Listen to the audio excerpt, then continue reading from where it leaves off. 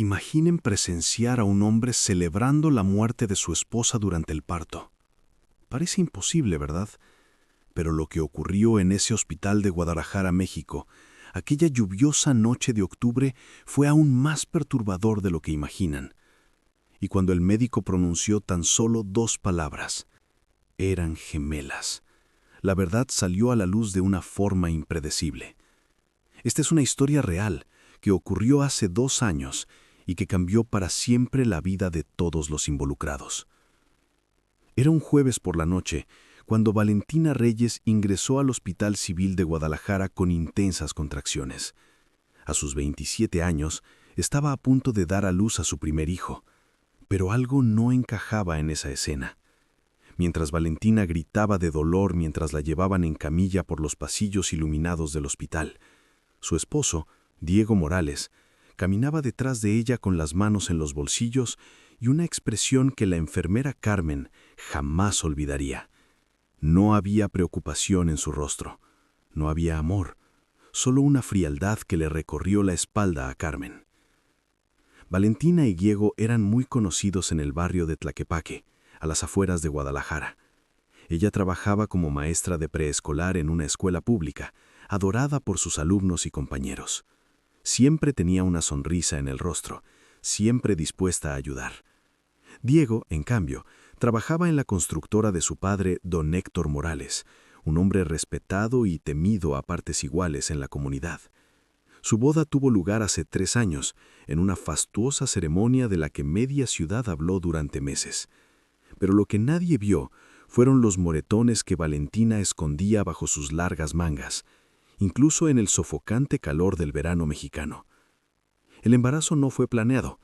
Cuando Valentina descubrió que estaba esperando un bebé, vio una oportunidad de cambio, una oportunidad para que Diego se convirtiera en el hombre que siempre había soñado que fuera. Pero Diego recibió la noticia con enojo. No quería tener hijos, no en ese momento, tal vez nunca. A lo largo del embarazo, se volvió cada vez más distante, cada vez más cruel. Valentina se aferraba a la esperanza de que cuando naciera el bebé, todo sería diferente. Qué equivocada estaba. Esa noche en el hospital, mientras la preparaban para el parto en el quirófano, el doctor Ramírez, un obstetra experimentado con 30 años de experiencia, se dio cuenta de inmediato que algo andaba mal. El latido del corazón era irregular. Había signos de sufrimiento fetal. Ordenó una cesárea de emergencia. Diego fue informado y simplemente asintió, volviendo a su celular como si esperara una pizza y no el nacimiento de su hijo.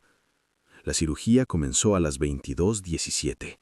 El doctor Ramírez trabajó con precisión, pero lo que encontró lo alarmó. Hubo complicaciones graves. La placenta se desprendió. Había una hemorragia interna y Valentina perdía sangre rápidamente. El equipo médico luchó con todas sus fuerzas. A las 22:41, un llanto resonó en el quirófano. Un niño.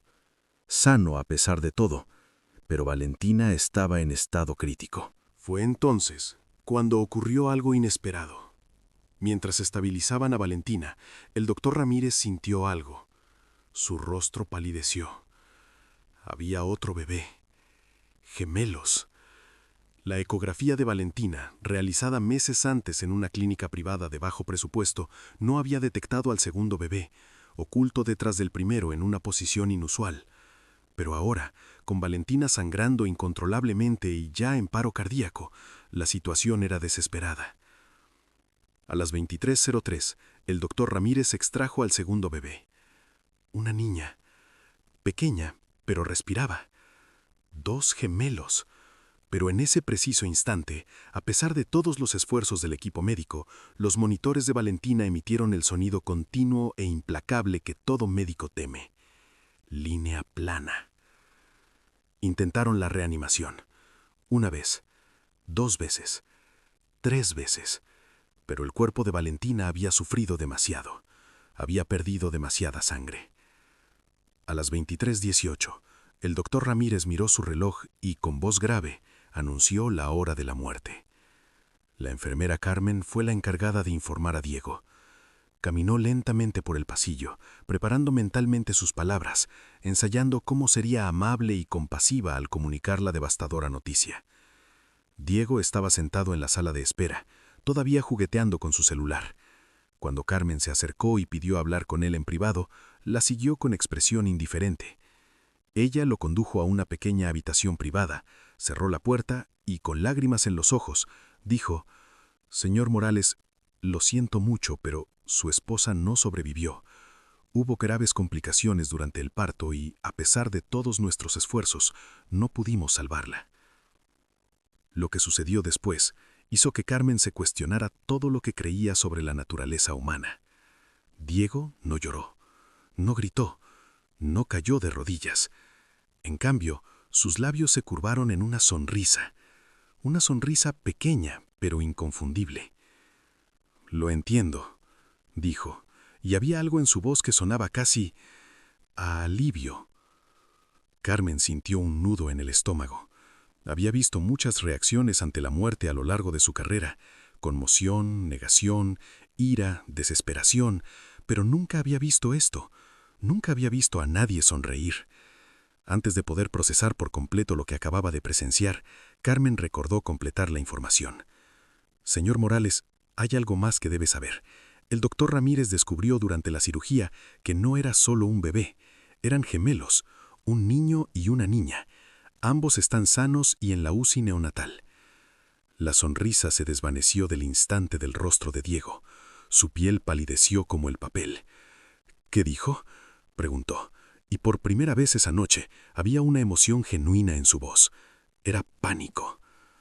Carmen repitió: «Fueron gemelos, señor. Su esposa dio a luz a 2 bebés». Diego se tambaleó hacia atrás, apoyándose en la pared. Le temblaban las manos. «No, no, no», murmuró repetidamente. Carmen estaba confundida. ¿Por qué le habría de molestar tanto la noticia de que tenía 2 hijos sanos?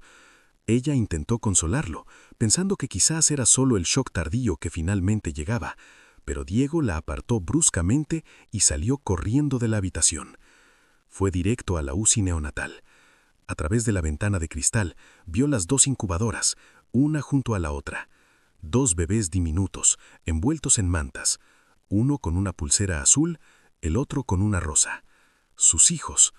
Pero la expresión de su rostro no era la de un padre amoroso que veía a sus bebés por primera vez. Era la expresión de un hombre que enfrentaba su propia fatalidad. El doctor Ramírez, todavía con su uniforme quirúrgico manchado de sangre, encontró a Diego allí de pie. «Señor Morales», dijo en voz baja, «lamento mucho la pérdida de su esposa. Luchó con valentía, pero sus hijos están bien, son fuertes. Es un milagro que ambos sobrevivieran considerando las complicaciones». Diego lo miró con ojos desorbitados. «¿Cuánta gente lo sabe?», preguntó bruscamente. «¿Saber qué?», preguntó el doctor Ramírez confundido. «¿Cuánta gente sabe que son gemelos?», gritó Diego. El médico retrocedió, sorprendido. «¿El equipo quirúrgico, las enfermeras? ¿Qué importa?», preguntó. Pero Diego ya caminaba rápidamente por el pasillo, sacando su celular del bolsillo. El doctor Ramírez y Carmen intercambiaron miradas perplejas. Algo andaba muy mal allí, algo que iba mucho más allá de la evidente tragedia de la muerte de Valentina. Lo que no sabían, lo que nadie sabía aún, era el terrible secreto que Diego guardaba. Para entenderlo, tenemos que remontarnos 9 meses atrás, a aquella noche de enero en que Valentina se enteró de su embarazo. Diego se puso furioso cuando se lo contó. Discutieron acaloradamente. Dijo cosas terribles, cosas que hicieron llorar a Valentina hasta quedarse sin lágrimas. Y luego dijo algo que ella no entendió en ese momento, pero que nunca olvidó. «Lo arruinaste todo, todo». Valentina no lo sabía, pero Diego llevaba casi un año teniendo una aventura con Marina, la secretaria de su padre. Y Marina también estaba embarazada, de gemelos. Se había hecho una ecografía 2 semanas antes de que Valentina se enterara de su embarazo. Diego planeaba dejar a Valentina, quedarse con Marina y formar una nueva familia. Pero cuando Valentina se embarazó, todo se complicó. Su padre, don Héctor, era un hombre tradicional y devotamente católico. Nunca aceptaría que Diego abandonara a su esposa embarazada. La herencia, el negocio familiar, todo estaría en peligro. Así que Diego urdió un plan horrible. Esperar hasta que naciera el bebé de Valentina. Fingiría ser un padre devoto durante unos meses y luego, poco a poco, empezaría a distanciarse, inventando razones de divorcio que su padre aceptara. Ya había convencido a Marina de abortar, diciéndole que sería temporal, que pronto estarían juntos y podrían tener otros hijos. Marina, enamorada e ingenua, aceptó, destrozándose el corazón en el proceso. Cuando Valentina murió al dar a luz, Diego lo vio como una solución perfecta y obscena a todos sus problemas. Él sería el viudo trágico, tendría la compasión de todos, podría volver con Marina, decirle que había sido un terrible error dejarla ir. Podrían empezar de nuevo. El bebé de Valentina sería criado por su madre o por niñeras. Diego tendría su libertad. Por eso sonrió, por eso sintió alivio. Pero los gemelos lo cambiaron todo, porque Marina le había dicho que estaba embarazada de gemelos, y ahora Valentina también había dado a luz gemelos. La probabilidad estadística era absurdamente baja, y don Héctor, a pesar de su edad, no era tonto. Si de repente a Diego le saliera la noticia de que tuvo 2 bebés con su difunta esposa, y luego meses después comenzara una relación con Marina que, casualmente, también resultó en gemelos antes, si alguien hiciera los cálculos, si alguien investigara las fechas, todo se vendría abajo. En la sala de espera, Diego hizo una llamada. «Marina», susurró con urgencia, «necesitamos hablar, ahora. No por teléfono. Algo pasó». Al otro lado de la línea, Marina, que estaba en la casa que Diego le había alquilado en secreto en Zapopan, sintió una punzada en el corazón. Ya había superado el trauma del aborto forzado, ya intentaba seguir adelante, y ahora había algo en la voz de Diego que la asustaba. Mientras tanto, de vuelta en la UCI neonatal, la enfermera Lucía atendía a los bebés cuando notó algo extraño. El niño tenía una marca de nacimiento distintiva en la nuca, pequeña, con forma de media luna. Era exactamente igual a la marca que había visto en otro bebé unas semanas antes. No recordaba exactamente dónde, pero había algo familiar. Se lo mencionó casualmente a Carmen, que estaba anotando información en la historia clínica de los gemelos. Carmen también sintió algo familiar. «¿Recuerdas ese caso de hace unas semanas?», preguntó Lucía. «Esa mujer que vino sola, muy nerviosa, tuvo un aborto de emergencia en el segundo trimestre», recordó Carmen. Era inusual. La mujer había tenido complicaciones y necesitó estar hospitalizada 2 días. Estaba emocionalmente devastada, llorando constantemente, y había preguntado si los bebés, al ser gemelos, sufrirían, pero nunca dijo por qué lo hacía. «Era la misma marca de nacimiento», dijo Lucía lentamente, asimilando la imposibilidad de lo que sugería. «Lo recuerdo porque me pareció muy triste. Gemelos y ambos tenían esta marca en forma de media luna. Es extremadamente raro». Carmen sintió un escalofrío. «¿Estás diciendo que...?» Pero no pudo terminar la frase. Era imposible. ¿O sí? Volvieron a la historia clínica.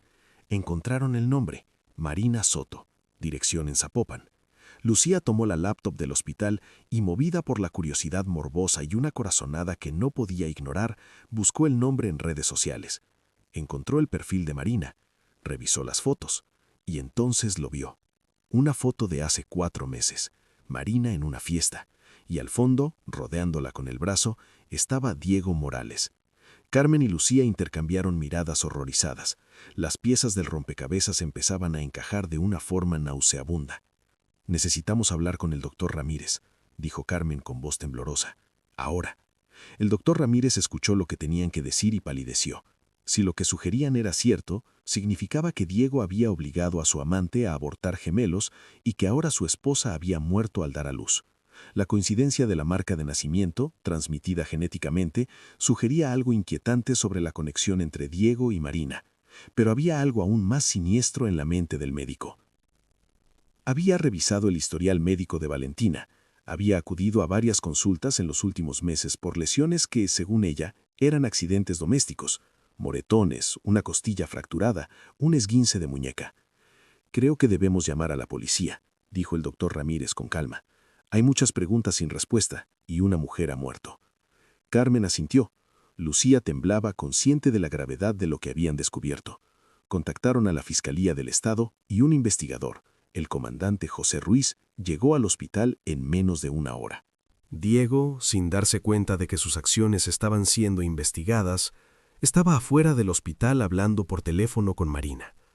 «Tienes que salir de la ciudad», le decía. «Ahora, esta noche.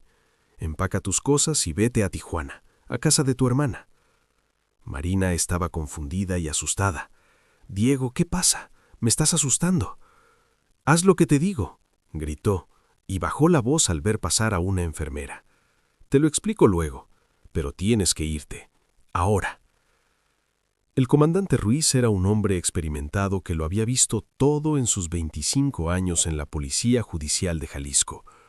Pero cuando el doctor Ramírez y las enfermeras le comunicaron sus sospechas, incluso él se perturbó. Pidió ver a los bebés, examinó personalmente la marca de nacimiento, revisó los historiales médicos de Valentina y Marina. Entonces hizo algo que lo cambiaría todo. Ordenó una investigación completa sobre la muerte de Valentina.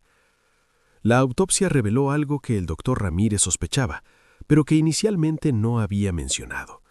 Había evidencia de un trauma físico antiguo, costillas rotas y cicatrizadas, tejido cicatricial interno compatible con repetidos golpes en el abdomen. Valentina había sido víctima de violencia doméstica grave y prolongada. Y entonces el médico forense encontró algo más: rastros de misoprostol en la sangre de Valentina. El misoprostol es un medicamento utilizado para inducir abortos. Alguien había intentado que Valentina abortara. Cuando el comandante Ruiz confrontó a Diego con esta información, primero en el hospital y luego en la comisaría, Diego lo negó todo. Pero su fachada se estaba resquebrajando. Sudaba, le temblaban las manos, se contradecía. Ruiz ordenó registrar la casa de Diego y Valentina. Allí, escondido en el fondo de un cajón de la oficina de Diego, el equipo forense encontró una caja vacía de misoprostol. También encontraron un segundo celular que Diego mantenía oculto, lleno de mensajes entre él y Marina que contaban toda la sórdida historia de su romance, el embarazo de ella, el aborto forzado y los planes de Diego. Localizaron a Marina intentando cruzar a Estados Unidos en Tijuana. La llevaron de vuelta a Guadalajara y la interrogaron. Al principio intentó proteger a Diego, pero cuando se enteró de la muerte de Valentina, de las pruebas de abuso y de que Diego había intentado drogar a Valentina para provocarle un aborto, algo se quebró en su interior. Lo contó todo. Cómo Diego le había prometido dejarla, cómo la había convencido de que era amor verdadero, cómo le había exigido que abortara a los gemelos, prometiéndole que tendrían otros hijos juntos, cómo se había vuelto frío y distante después del aborto, cómo se dio cuenta, demasiado tarde, de que él nunca la había amado de verdad. Solo era una necesidad. La investigación se profundizó. Entrevistaron a los compañeros de trabajo de Valentina. Hablaron de cómo había cambiado en el último año, de cómo siempre tenía miedo, de cómo usaba mangas largas incluso con el calor. Los vecinos informaron haber oído gritos provenientes de la casa de los Morales a altas horas de la noche. La madre de Valentina, doña Beatriz, a quien Diego había mantenido a distancia durante el embarazo, finalmente encontró el valor para hablar. Contó cómo Valentina la había llamado 3 semanas antes de dar a luz, llorando, diciendo que tenía miedo de Diego, que le había puesto algo en la comida y que se había puesto muy enferma. Pero Diego descubrió la llamada y le arrebató el teléfono a Valentina. Doña Beatriz nunca volvió a hablar con su hija. Los cargos contra Diego comenzaron a acumularse. Homicidio intencional, ya que el intento de inducir un aborto con misoprostol, sumado a los antecedentes de violencia, estableció la intención. Violencia doméstica agravada. Coacción. La Fiscalía también investigó si hubo negligencia criminal en el tratamiento médico de Valentina, en la clínica donde se realizó la ecografía que no detectó al segundo bebé, pero determinó que fue un error intencionado sin dolo. El juicio de Diego Morales comenzó 6 meses después. Fue uno de los casos más comentados en México ese año. La sala del tribunal estaba abarrotada todos los días. Marina testificó, con lágrimas en los ojos mientras describía cómo había sido manipulada y utilizada. Doña Beatriz testificó, con la voz quebrada al describir cómo no había protegido a su hija. El doctor Ramírez y el personal del hospital testificaron sobre los sucesos de esa terrible noche y sobre la sonrisa de Diego al enterarse de la muerte de Valentina. La defensa de Diego intentó argumentar que todo era circunstancial, que era un respetable empresario de una familia importante, que el misoprostol podría haber sido un intento de Valentina de hacerse daño, que la aventura con Marina era irrelevante. Pero las pruebas eran abrumadoras. Los registros telefónicos mostraban que Diego había investigado a fondo el misoprostol y cómo inducir un aborto espontáneo. Los mensajes recuperados de su teléfono lo mostraban discutiendo con una amiga cómo solucionar el problema del embarazo de Valentina. El jurado deliberó solo 4 horas. Culpable. Culpable de todos los cargos. Diego Morales fue condenado a 28 años de prisión. Cuando se leyó la sentencia, no mostró ninguna emoción. Pero don Héctor, sentado al fondo de la sala, se tapó la cara con las manos y lloró. Había perdido a su hijo, no por la muerte, sino por algo peor, la revelación de que su hijo era un monstruo. Los gemelos, el niño llamado Mateo y la niña llamada Valentina, en honor a su madre, quedaron al cuidado de doña Beatriz. Ella, a pesar de su edad y su dolor, asumió la responsabilidad con todo el amor que aún tenía para dar. Don Héctor, destrozado por la culpa y la vergüenza, pero con ganas de hacer algo bien, creó un fideicomiso sustancial para los gemelos. Los visitaba con regularidad y con el tiempo, doña Beatriz le permitió formar parte de la vida de los niños. No eran responsables de los pecados de su padre. Marina pasó años en terapia para procesar el trauma de lo que había vivido. Finalmente se mudó a la Ciudad de México, cambió su nombre y comenzó una nueva vida. No quería volver a tener hijos. El dolor era demasiado profundo. El doctor Ramírez y su equipo fueron elogiados por su diligencia y valentía al cuestionar lo que vieron y por insistir en una investigación. Carmen y Lucía recibieron un reconocimiento especial de la Secretaría de Salud de Jalisco por su atención al detalle que ayudó a resolver el crimen. Pero cada noche, Carmen seguía pensando en esa sonrisa. La sonrisa de un hombre al enterarse de la muerte de su esposa. Ella tenía pesadillas al respecto. 2 años después, Mateo y Valentina, tienen 2 años, están sanos y son amados, viviendo en una casa llena de fotos de su madre. Doña Beatriz les cuenta historias sobre lo amable que era Valentina, cómo amaba a los niños, cómo habría sido la mejor madre del mundo. Los niños son demasiado pequeños para entenderlo ahora, pero un día lo sabrán. Sabrán que su madre murió para traerlos al mundo. Sabrán que los amaba más que a nada. Y sabrán que su padre está en prisión, pero doña Beatriz es lo suficientemente sabia como para saber que habrá tiempo para esas conversaciones difíciles más adelante. Diego está en la prisión de máxima seguridad de Puente Grande. No recibe visitas. Don Héctor intentó visitarlo una vez, pero Diego se negó. Marina nunca lo intentó. Los demás presos saben lo que hizo, que abusó de su esposa embarazada. Intentó matar a sus propios hijos y celebró su muerte. En prisión existe una jerarquía, y los hombres que lastiman a mujeres embarazadas están en la base de esa jerarquía. Diego aprendió esto a las malas. La historia de Valentina Reyes y cómo su muerte reveló una red de violencia, manipulación y traición conmocionó a México y planteó importantes conversaciones sobre la violencia doméstica, sobre las señales que se ignoran y sobre cómo la sociedad no protege a las mujeres vulnerables. Varias organizaciones que apoyan a víctimas de violencia doméstica en Jalisco reportaron un aumento significativo en las llamadas a sus líneas de ayuda en los meses posteriores al juicio. Mujeres que habían sufrido en silencio durante años finalmente encontraron el valor para hablar, inspiradas por la historia de Valentina. Se creó una fundación en nombre de Valentina, dedicada a ayudar a mujeres embarazadas víctimas de violencia doméstica. La Fundación Valentina Reyes ofrece albergue, apoyo legal, atención médica y terapia. Doña Beatriz trabaja allí como voluntaria, transformando su dolor en propósito. Dice que es lo que Valentina habría deseado. A veces, en las noches tranquilas, Doña Beatriz se sienta en la habitación de las gemelas y las observa dormir. Mateo duerme boca abajo, con los brazos extendidos como si volara. Valentina duerme hecha un ovillo, abrazando a su osito de peluche. Y doña Beatriz piensa en su hija, en cómo debería estar allí, en cómo estas niñas deberían conocer a su madre, en cómo el amor de una madre ha sido reemplazado por el amor de una abuela que hará lo que sea para asegurar que estas bebés crezcan sabiendo que son valiosas, que son deseadas, que son amadas. La historia podría haber terminado de otra manera. Si Valentina solo hubiera tenido un bebé, como todos pensaban, tal vez Diego se habría salido con la suya. Tal vez habría continuado su vida, eventualmente habría regresado con Marina o habría encontrado otra víctima. Pero esas dos palabras, eran gemelas, lo cambiaron todo. Desencadenaron una cadena de acontecimientos que expuso la verdad, que trajo justicia para Valentina, que salvó futuros que podrían haber sido destruidos.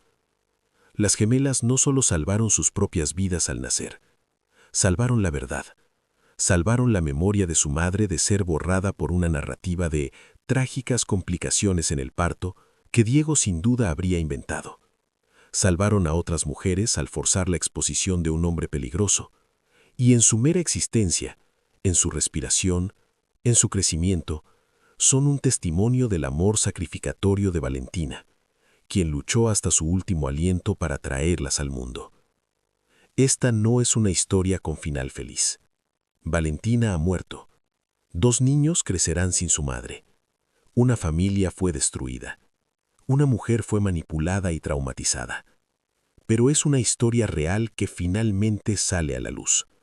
Es la historia de personas comunes, un médico, enfermeras, un investigador, que se negaron a aceptar lo que vieron a primera vista y tuvieron el coraje de hacer las preguntas difíciles. Es una historia de justicia, imperfecta y tardía, pero justicia al fin y al cabo. Y quizás, en algún lugar, de alguna manera, Valentina sabe que sus bebés están a salvo, que son amados, que su sacrificio no fue en vano. Que cuando el doctor Ramírez dijo esas 2 palabras que lo cambiaron todo, eran gemelos, no solo revelaba un hecho médico, revelaba la verdad que desmantelaría las mentiras, que castigaría a los culpables, que protegería a los inocentes. Mateo y Valentina llevan la marca de nacimiento en forma de media luna en la nuca, la misma marca que habrían tenido sus hermanos no nacidos, la misma marca que reveló la conexión que Diego intentó ocultar. Es una marca genética poco común, transmitida de generación en la familia Morales. Irónicamente, es la marca de la familia de Diego la que lo condenó. La evidencia de su traición está literalmente marcada en la piel de sus hijos. Hoy, si pasas por la casa de doña Beatriz, en el barrio de Tlaquepaque, puedes oír las risas de los niños, puedes ver juguetes esparcidos en el pequeño jardín delantero, se puede ver a una abuela devota llevando a 2 pequeños al parque, a la escuela, a la vida. Y si se fijan bien, verán una foto enmarcada en la ventana de la sala, una hermosa joven con una cálida sonrisa. Valentina, siempre atenta, siempre cariñosa, siempre presente en la vida de sus hijos, incluso en su ausencia. La historia de Valentina nos recuerda que la violencia doméstica puede ocurrir en cualquier lugar, en cualquier familia, tras cualquier puerta cerrada. Nos recuerda que debemos prestar atención a las señales, preguntar cuando algo parece ir mal, nunca asumir que sabemos lo que sucede en la vida privada de alguien. Nos recuerda que a veces son los detalles más pequeños, una marca de nacimiento, una coincidencia improbable, una sonrisa en el momento equivocado, los que revelan las verdades más grandes. Y nos recuerda que incluso en la oscuridad más profunda, incluso en la tragedia más terrible, puede haber luz. La luz de 2 pequeñas vidas que trajeron verdad y justicia, la luz del amor de una abuela que se negó a rendirse, la luz de profesionales dedicados que se negaron a ignorar sus sospechas, la luz de la justicia finalmente alcanzada. Esta es la historia de Valentina Reyes, quien murió al traer al mundo a sus gemelos. Esta es la historia de cómo su esposo celebró esa muerte.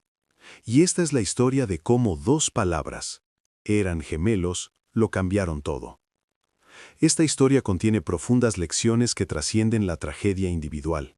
Nos enseña que la verdad, por muy enterrada que esté, siempre emerge. Que los detalles importan. Que cuando algo parece estar mal, probablemente lo esté. Que debemos confiar en nuestros instintos y tener el valor de cuestionar, de investigar, de no aceptar las apariencias sin más. Carmen y Lucía podrían haber ignorado esa extraña sensación sobre la marca de nacimiento. El doctor Ramírez podría haber archivado el caso como una muerte trágica, pero natural en el parto.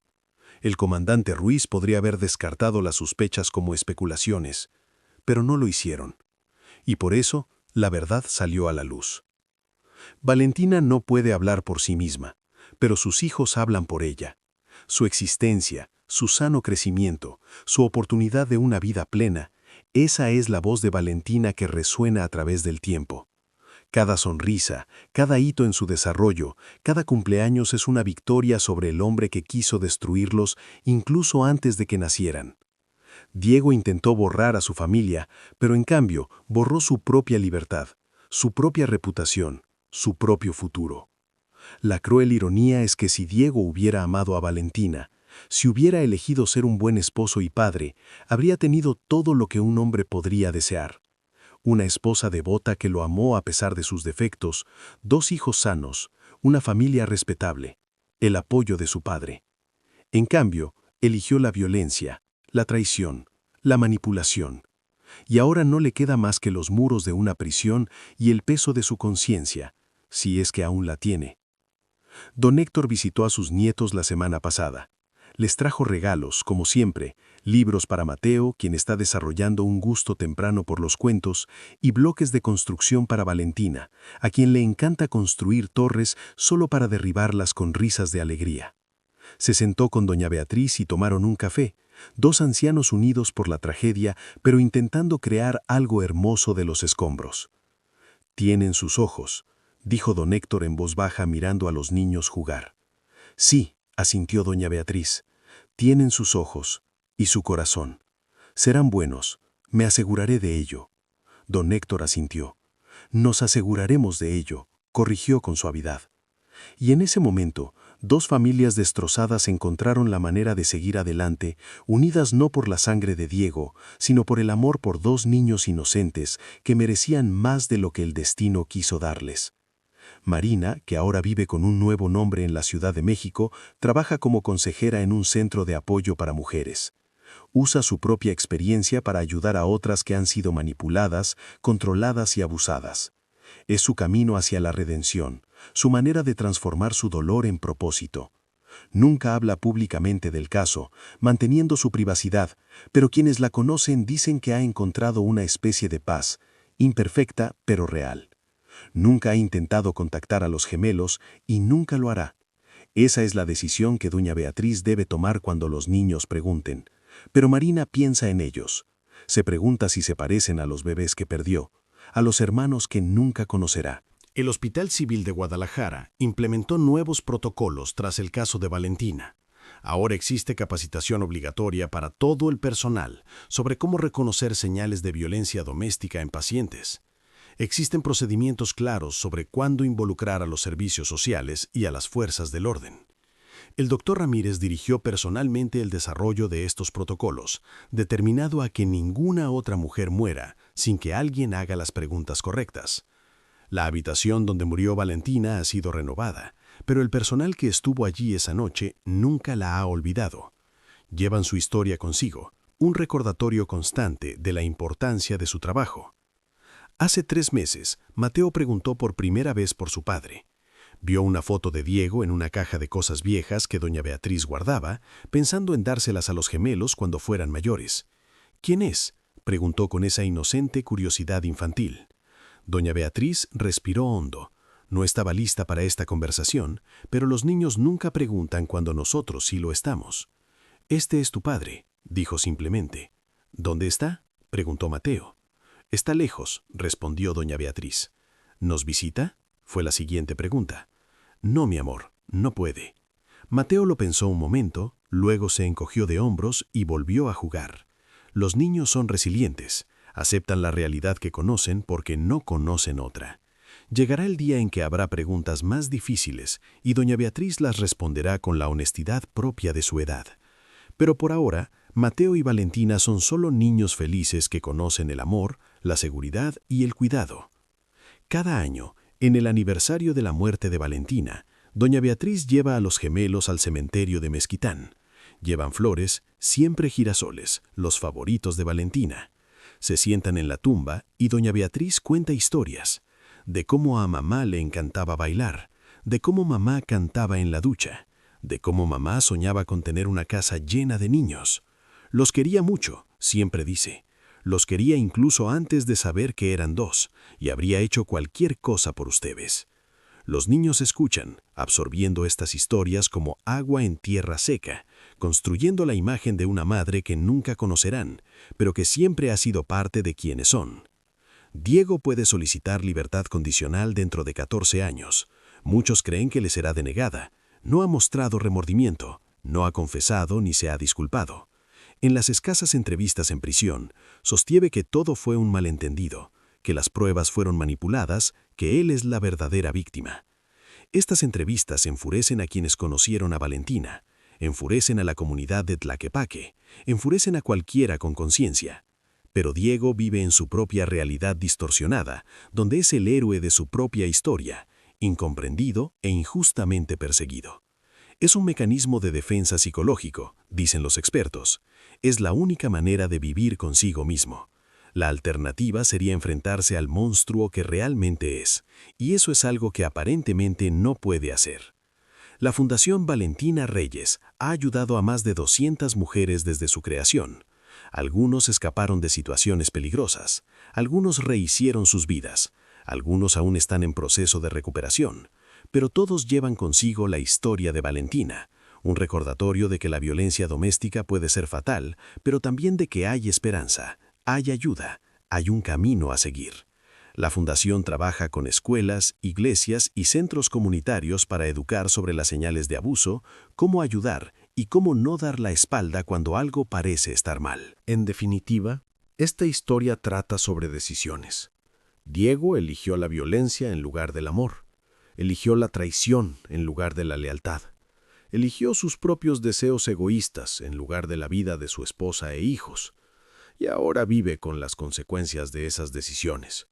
Pero otros tomaron decisiones diferentes. Carmen y Lucía eligieron confiar en sus instintos. El doctor Ramírez eligió cuestionar en lugar de aceptar. El comandante Ruiz eligió investigar en lugar de archivar. Doña Beatriz eligió el amor en lugar de la amargura. Don Héctor eligió la responsabilidad en lugar de la negación. Y esas decisiones marcaron la diferencia.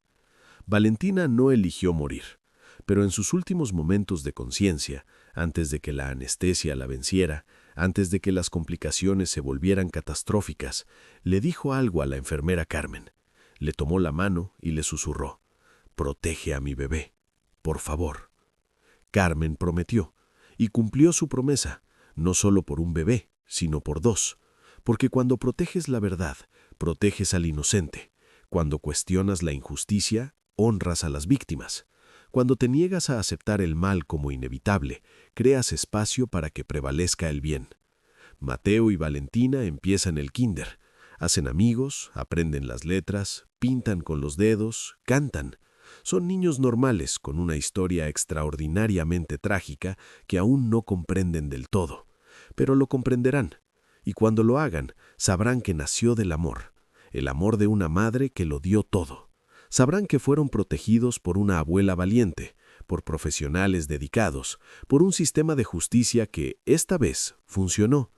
Y sabrán que sus vidas tienen sentido, no solo en sí mismos, sino como testimonio de que el bien puede surgir incluso del mal más profundo. Esta historia comenzó con muerte y una celebración obscena, pero termina con vida y esperanza, porque así es como honramos a quienes hemos perdido, viviendo, amando, protegiendo a los vulnerables, buscando la verdad, sin renunciar nunca a la justicia. Valentina Reyes falleció hace 2 años, pero sigue viva en sus hijos, en su fundación, en cada mujer que ha recibido ayuda gracias a su historia. Su legado no es la tragedia de su muerte, sino el triunfo de la verdad que emergió de ella. Y en cuanto a las 2 palabras que lo cambiaron todo, eran gemelos, nos recuerdan que a veces las cosas más pequeñas, los detalles más inesperados, las coincidencias más improbables son los instrumentos que el universo usa para traer verdad y justicia. Si hubiera sido solo un bebé, la verdad podría haber quedado enterrada para siempre, pero hubo 2, y esa simple verdad biológica desencadenó una cascada de descubrimientos que expusieron a un hombre malvado y protegieron a los inocentes. Esta es una historia real que ocurrió en Guadalajara, México. Se han cambiado los nombres para proteger la privacidad de las víctimas, especialmente de los niños, pero los hechos son reales. El dolor es real, la justicia fue real y la esperanza es real.